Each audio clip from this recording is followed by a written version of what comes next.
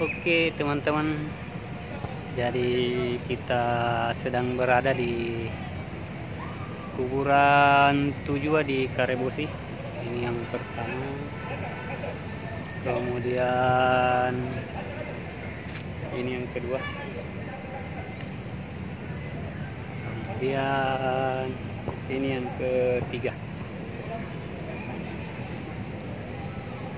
ini yang keempat, ini yang kelima, ini yang kelima, kemudian ini yang keenam, dan ini yang ketujuh. Oke teman-teman, jadi inilah petilasan Tujua di Karebosi. Mantap. 1, 2, 3,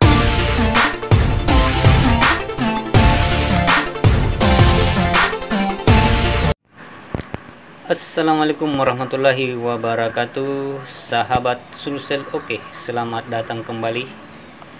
Baik, kali ini kita akan berkunjung ke lapangan Karebosi karena saya penasaran dengan omongan para orang-orang ya tentang keberadaan 7 kuburan yang ada di lapangan Karebosi. Jadi kali ini mari kita berkunjung sama-sama kawan, dan jangan di skip videonya. Saya akan menjelaskan apakah betul ini kuburan atau hanya petilasan. Jadi jangan di skip videonya kawan-kawan. Ikuti terus perjalanan saya.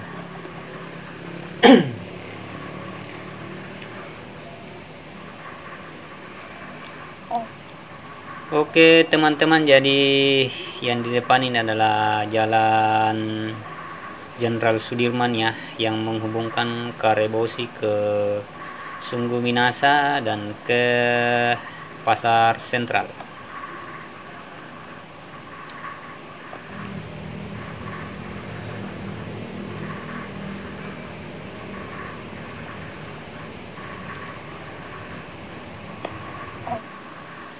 Oke teman-teman, jadi sesuai atau menurut sejarah ataupun omongan para orang-orang terdahulu, bahwa sesungguhnya yang ada di Karebosi itu adalah bukan kuburan ya, melainkan itu hanya petilasan, dikarenakan tidak ada jasad ataupun manusia yang pernah dikubur di tempat ini.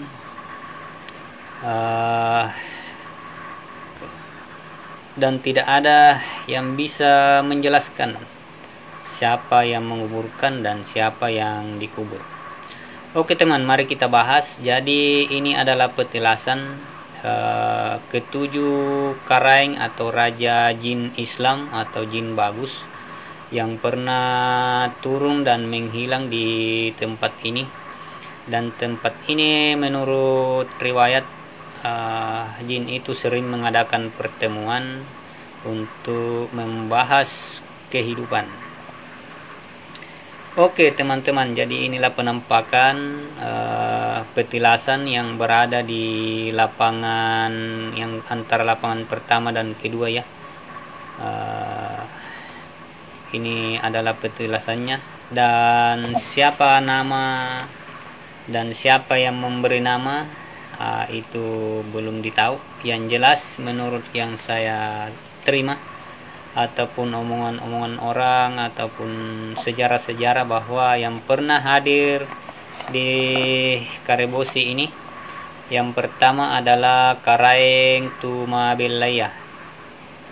Karaeng Tumabelaya ini adalah sebagai ketua atau raja jin di atas jin, atau raja dari keenam jin yang pernah muncul di Karebosi ini. Kemudian Karaeng Tumak Bicaraya ini adalah sebagai humas, jadi ya sebagai manusia yang mau berkomunikasi dengan jin harus melalui humas ini. Kemudian Karaeng Tumacinika ini adalah yang pintar menerawang ya, atau sebagai penerawang kehidupan di masa depan.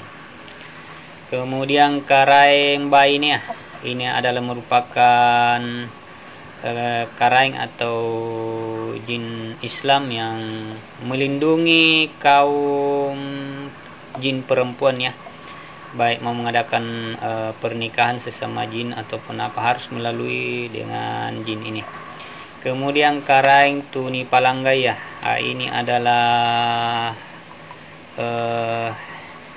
panglima militer jin ya, apabila ingin mengadakan pertempuran atau harus melalui ini.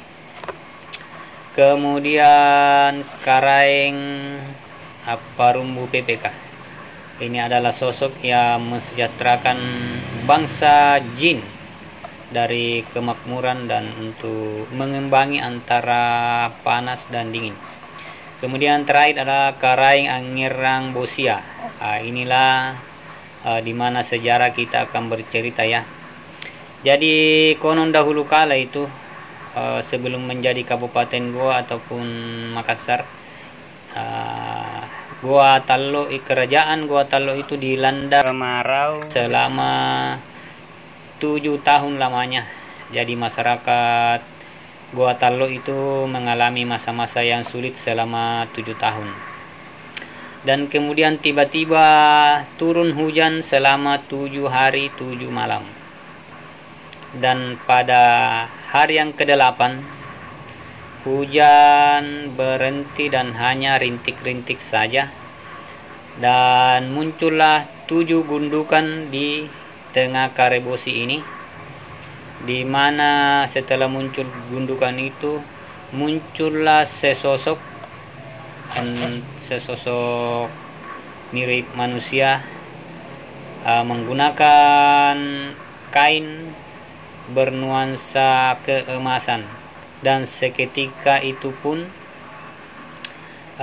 sosok gaib itu menghilang dan tidak ada yang bisa tahu dari mana asalnya dan kemana perginya sampai saat ini.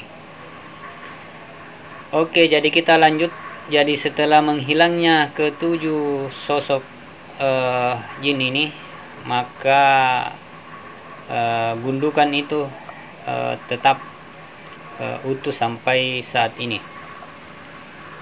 Dan konon katanya gundukan ini pernah diratakan ya, kalau saya tidak salah di abad ke-10 pernah diratakan, tapi seketika itu setelah diratakan muncul lagi 7 gundukan.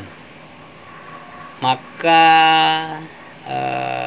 pemerintah setempat membuatkan semacam petilasan dan